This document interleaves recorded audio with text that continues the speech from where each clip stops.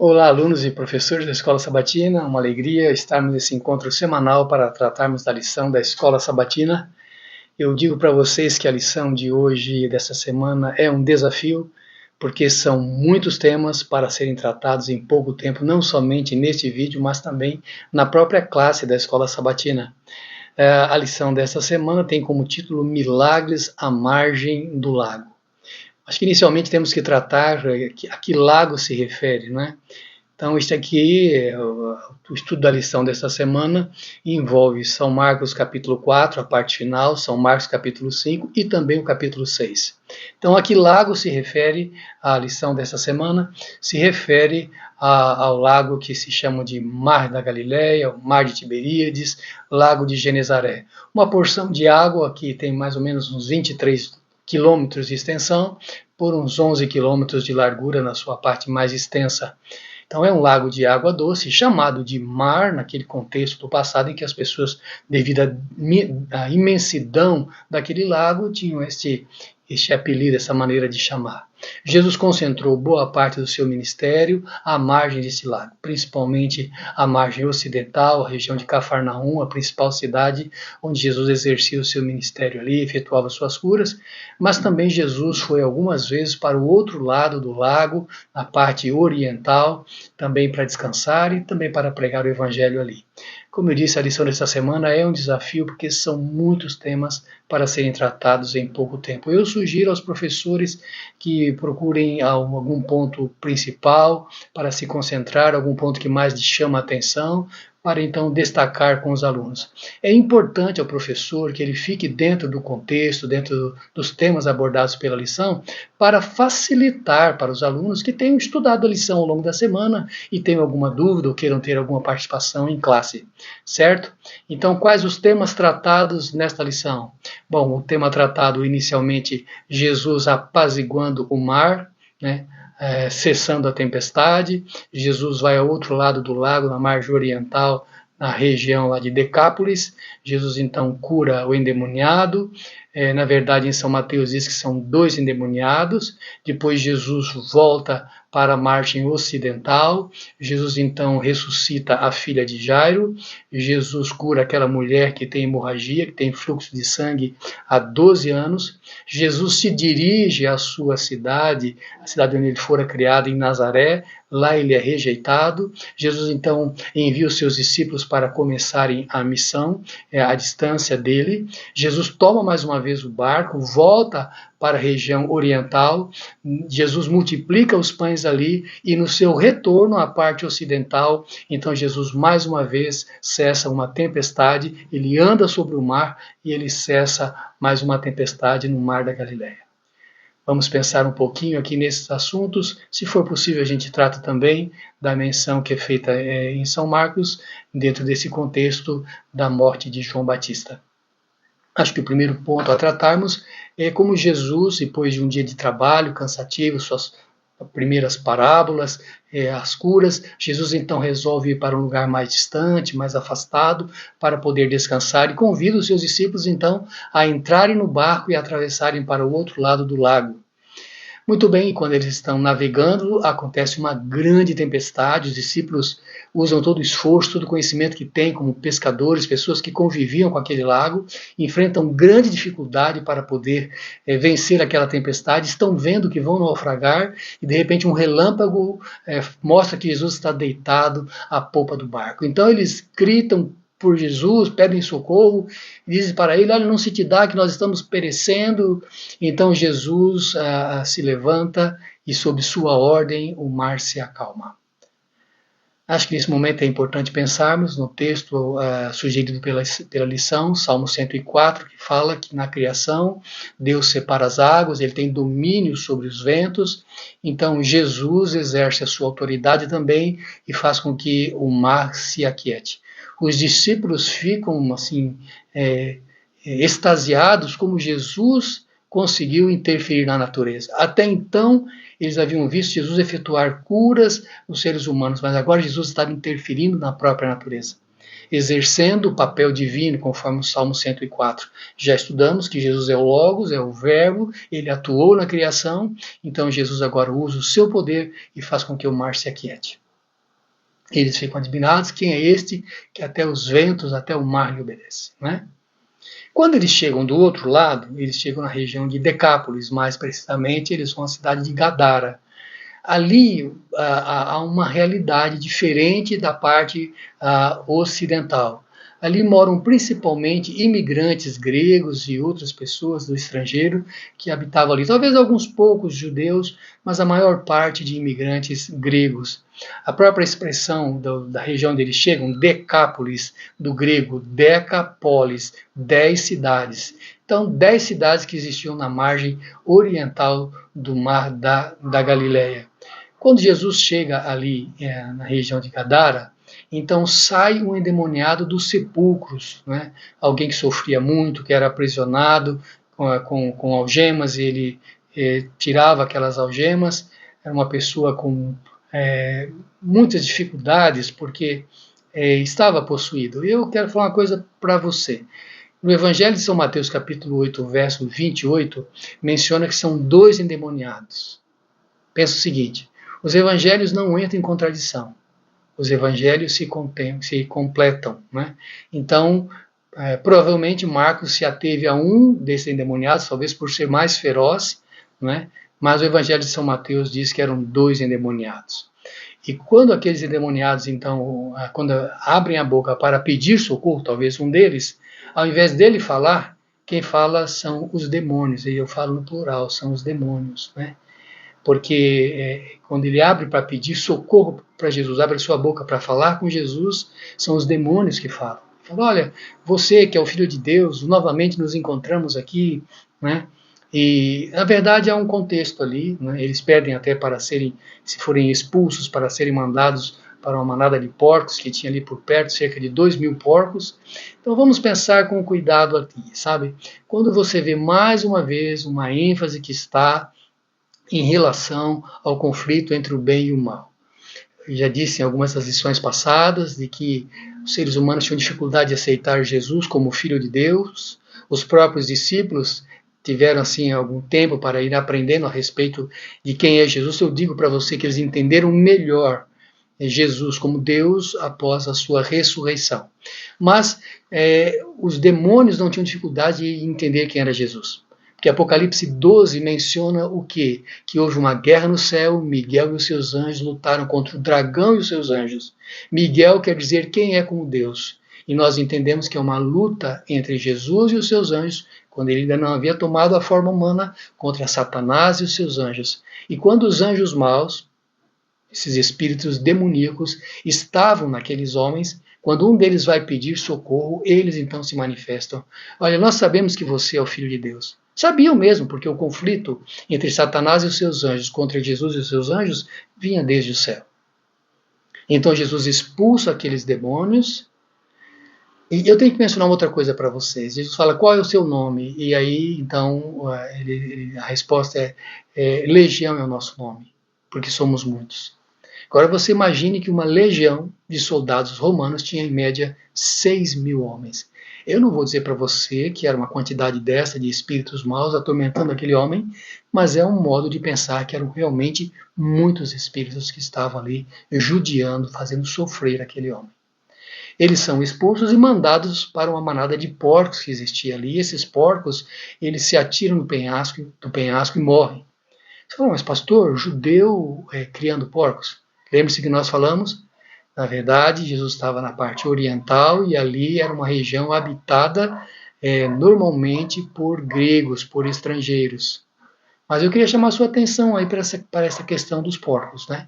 Então, judeus não comem, não se alimentam de carne suína, adventistas também não se alimentam, porque Levíticos 11, verso 7 diz que o porco não pode servir como alimento porque ele tem os cascos o casco fendido em dois, né?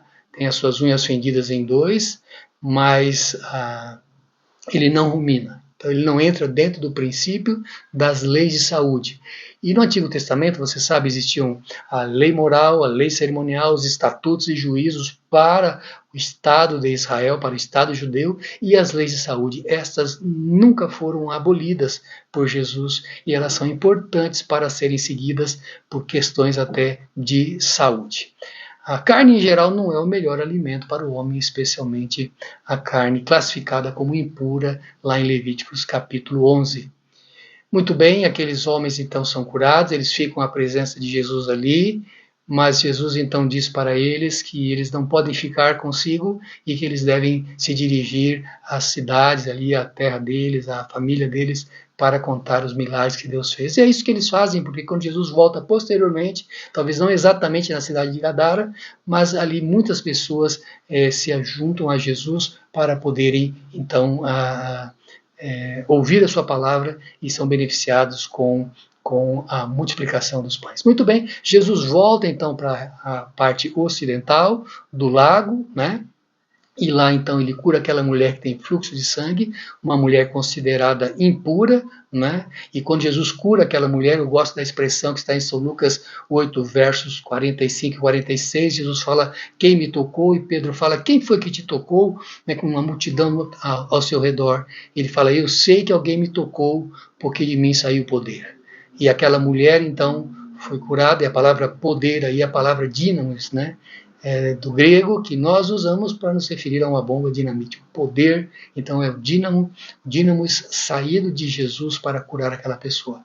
Uma mulher com problemas de impureza cerimonial, que há 12 anos sofria buscando ajuda médica, e você vê o que é o sofrimento de alguém que tem uma enfermidade. Talvez você passe por isso, já tenha passado por algum tipo de enfermidade, uma enfermidade crônica, e sabe como é difícil, vai ao médico, vai a outro, um remédio, outro, e Jesus então cura aquela mulher com 12 anos de enfermidade. Ele é informado que a filha de um dos principais da sinagoga, a filha de Jairo, ela está enferma, e Jesus então se dispõe a ir lá com Jairo para socorrer a sua filha, e aqui eu acho interessante, porque aquela menina tinha 12 anos, a mulher estava enferma há 12 anos, né? Então, quando aquela menina nasceu, aquela mulher contraiu aquela enfermidade. E Jesus, então, ao invés de ser contaminado pela mulher, ele a purifica. É a obra divina, né? E Jesus vai em direção, então, à casa de Jairo para curar aquela menina, e ele é informado que a menina havia falecido. E Jesus não se preocupa com isso, ele continua, vai lá para efetuar a ressurreição daquela menina. Quando Jesus chega ali, ele fala, olha, ela está dormindo, vocês não precisam se preocupar, né? São Marcos 6, verso 39. Ele fala, mas eu vou despertá-la do sono, né? Jesus falou a respeito disso também em São João capítulo 11, versos 11 a 13. Jesus fala a respeito de Lázaro, que Lázaro estava dormindo. Os discípulos então riem dele, se está dormindo, então está tudo bem. Jesus então declara abertamente, Lázaro está morto. Deixa eu falar uma coisa para você. A Bíblia ensina que a morte é um estado de inconsciência. Talvez valha a pena você, professor, na classe, relembrar o ensinamento bíblico a respeito da morte. Eclesiastes capítulo 9, versos 5 e 6 diz que os mortos não sabem coisa alguma do que se faz debaixo do céu. Seu ódio, sua inveja, tudo já passou. O Salmo 146, verso 4 diz que sai-lhes o espírito e nesse mesmo momento perecem os seus pensamentos. Também, se você ler a primeira carta de Paulo aos Tessalonicenses, capítulo 4, versos 13 a 16, assim como Jesus, Paulo alterna as palavras dormir e morte. E a Bíblia ensina a ressurreição, então. A Bíblia não ensina a reencarnação. A Bíblia não ensina que há vida durante a morte. A Bíblia ensina que há vida após a morte. A primeira ressurreição, a ressurreição dos justos, e a segunda ressurreição, a ressurreição dos maus para a condenação e morte eterna. Aliás, nós precisamos pensar que Jesus ressuscitou o Evangelho, os Evangelhos mencionam pelo menos 3 ressurreições que Jesus efetuou. A filha de Jairo, o filho da viúva de Naim e Lázaro. Jesus então diz para aquela menina, Talitá cumi, que quer dizer menina ou cordeiro, numa expressão um pouquinho mais aprofundada, cordeirinho, né? Cordeiro, levanta-te. Uma maneira carinhosa de falar aquela menina, e aquela menina se despertou. Muito bem, Jesus então, Jesus a partir daí, ele vai para Nazaré, onde ele é rejeitado, né? e as pessoas dizem para ele: faça os milagres aqui que você fez em Cafarnaum. Talvez havia uma certa inveja ali, uma disputa, porque Jesus efetuou muitos milagres em Cafarnaum. Nós já estudamos, Jesus enfrentou algumas dificuldades com a sua família ali, não é? Eles pensavam que Jesus não estava bem da cabeça e tal, mas Jesus ali então, a partir daí, posteriormente, Jesus então envia os seus discípulos, fala que eles têm que ir vestidos com roupas simples, e fazerem a sua caminhada, o seu trabalho, se hospedarem nas casas de pessoas dignas, e então anunciarem o Evangelho. Ele ensina ali um compromisso dos discípulos com as pessoas que realmente querem, precisam, anseiam e buscam a verdade de Deus. Muito bem, em seguida Jesus então vai mais uma vez para a região oriental do lago, e lá então Jesus, após ensinar por um bom tempo, e talvez você veja aí uma consequência daqueles endemoniados que ficaram curados, né? Terem testemunhado ali, uma grande multidão vai acompanhar Jesus no que ele está ensinando. Ao final do dia, as pessoas estão cansadas, e Jesus, com fome, Jesus fala para Filipe: que tanto de pão como nós podemos socorrer essas pessoas? Filipe fala: olha, nem 200 dinheiros de pão nós teremos comida para todas essas pessoas. Lembra-se? Eram 5.000 homens, além de crianças e mulheres. Então, você tem André, irmão de Pedro, que diz: Senhor, nós temos aqui 5 pães e 2 peixes. E Jesus abençoa aqueles 5 pães e os 2 peixes, e Jesus multiplica aqueles pães e sacia a fome daquelas pessoas. Era uma região desértica, e nós podemos pensar 5.000 homens ali, talvez pudesse haver alguma outra intenção também. E no Evangelho de São João, capítulo 6, diz que após o milagre de Jesus multiplicando os pães, a primeira multiplicação dos pães, as pessoas querem entronizá-lo como rei. Jesus então fala para os seus discípulos, força-os a entrarem no barco, e um evangelho fala a região de Cafarnaum, outro evangelho fala outra região, Betsaida. Eram cidades relativamente próximas, na margem ocidental, né, ali praticamente do lago, do Mar da Galileia. Jesus sobe ao monte para orar, e a Bíblia diz que por volta da 4ª vigília da noite, Jesus vê que os seus discípulos estão tentando escapar de mais uma tempestade. E aqui eu quero chamar a sua atenção para essa parte histórica, não é? Os judeus dividiram a noite em 3 vigílias: do pôr do sol às 10 da noite, das 10 da noite às 2 da madrugada, e das 2 da madrugada até o nascer do sol.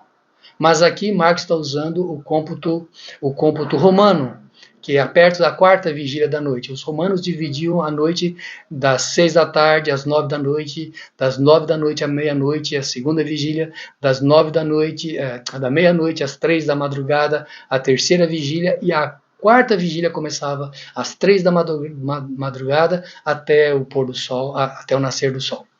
Estou preocupado com o tempo aqui, né? Então, até o nascer do sol. Então, Jesus foi por volta da 4ª vigília, então, por volta de 3 horas da madrugada. Muito bem. Também é mencionado na Bíblia que esse é o momento em que Pedro também desce do barco, anda sobre as águas, e depois ele começa a afundar e clama a Jesus: Senhor, salva-me. E Jesus então toma Pedro pelas mãos e o coloca e o dirige ao barco, e quando eles entram no barco, então cessa a tempestade. Mais uma vez a tempestade cessa, tá certo? Mas um milagre de Jesus. Eu queria chamar a sua atenção para o livro de Jó, capítulo 9, verso 8, onde diz a respeito de Deus. Leia desde o primeiro verso. Jó 9, verso 8 diz que Deus anda sobre as águas.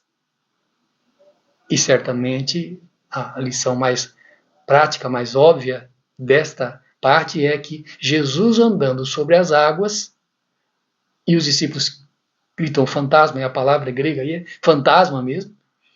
Jesus, ao andar sobre as águas, ele mostra que ele tem domínio sobre as águas, que ele é criador, que ele é Deus. Mais uma vez, temos uma indicação de Jesus mostrando a sua divindade. Mas vamos para outro aspecto aqui. Eu falei, se desse tempo a gente trataria um pouquinho sobre a história de João Batista, quando Jesus efetua muitos milagres. O próprio Herodes, nesse caso Herodes Antipas, filho de Herodes o Grande, aquele que viveu no tempo ali, que tem que ver com o período que Jesus nasce, né? Aqui já é Herodes Antipas, e Herodes governava a Galiléia e a Pérea. Jesus efetuou muitos milagres na Galileia, então Herodes pensa, esse é João Batista que eu mandei matar. Aqui eu queria chamar a sua atenção para um aspecto. João Batista pregava a respeito da vinda do Messias, lembra, ele dizia, o tempo está cumprido. A mensagem de João Batista era muito bonita, falando a respeito daquele que era o Cordeiro de Deus, que é aquele que é o Cordeiro de Deus que tira o pecado do mundo, o Salvador. Mas João Batista tinha uma outra mensagem não muito agradável para dizer. E ele anunciava para Herodes que não era correto ele ter deixado a sua mulher Nabateia para casar-se com Herodia, mulher de seu irmão Filipe, que provavelmente estava enfermo em Roma. E por causa disso, João Batista foi degolado. Ensinar o Evangelho tem a parte prática, bonita, agradável de falar que todo ser humano tem direito, pela graça de Deus, pelo sacrifício de Jesus, ao perdão dos pecados. Mas muitas vezes o Evangelho corrige, a verdade é como uma espada de dois gumes, como diz a Bíblia, que corta, que mexe com o coração da pessoa e que a chama ao arrependimento e mudança de vida. E quando a pessoa não quer ter uma nova vida, então ela muitas vezes reage, ela persegue, ela maltrata, ela difama, ela traz prejuízo para a pessoa que está pregando o Evangelho. Mas eu queria encerrar o tema de hoje, lembrando que Jesus, quando ressuscitou Lázaro, disse, já estava morto há 4 dias, Marta disse, Senhor, ele já cheira mal porque é de 4 dias a sua morte. E Jesus operou aquele milagre, ressuscitou aquele homem, e ele disse, eu sou a ressurreição e a vida, quem crê em mim, ainda que morra, viverá. A mensagem final da lição dessa semana que eu quero deixar com você, que você tem que crer em Jesus. E pensar com você que talvez mais do que ressuscitar uma pessoa que esteja morta, como a filha de Jairo, como Lázaro, talvez o maior milagre que Deus faça seja transformar o coração do homem, aquele que estava morto espiritualmente, nascer para poder viver a vida eterna ao lado do Salvador. Vamos fazer uma oração? Nosso Pai que estás nos céus, obrigado pelo privilégio de abrirmos a Bíblia e estudar a Tua Palavra. Nos ajude a entender, nos ajude a explicar com autoridade, mas acima de tudo, nos ajude a praticar. Te pedimos em nome de Jesus. Amém.